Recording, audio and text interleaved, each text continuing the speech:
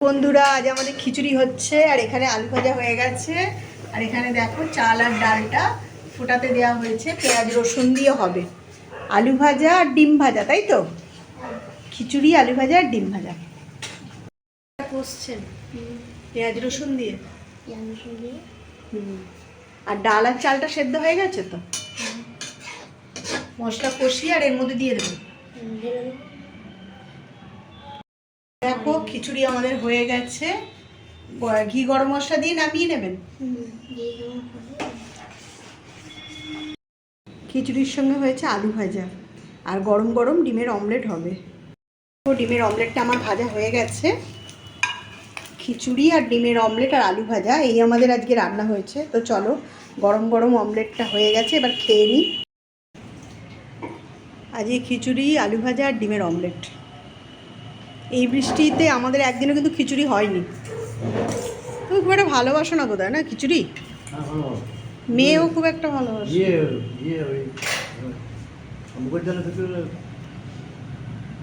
মুসুর ডাল দিয়ে করেছেন খিচুড়ি?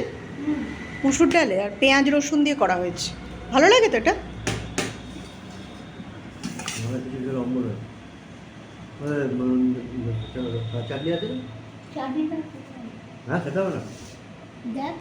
দেখো তো কেমন হয়েছে। আর অমলেটটা দিচ্ছে।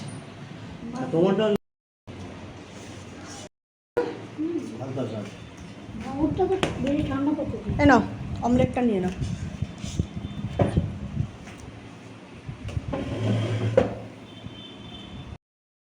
আর দিতে হবে না, হয়ে যাবে। তাও থেকে গেল, দেখি কতটা আছে। বাবা, এখনো অনেকটা।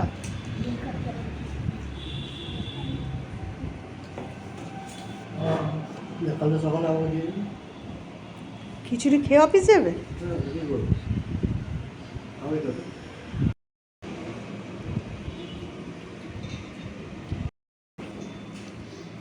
গরম গরম খিচুড়ি। তবে আমাদের যে খিচুড়ি হয়েছে রোদ উঠে গেছে, এটাই হচ্ছে ব্যাপার। আমাদের খিচুড়ি হলেই রোদ উঠে যায়। তো দেখি কেমন হলো। ভালো লাগছে।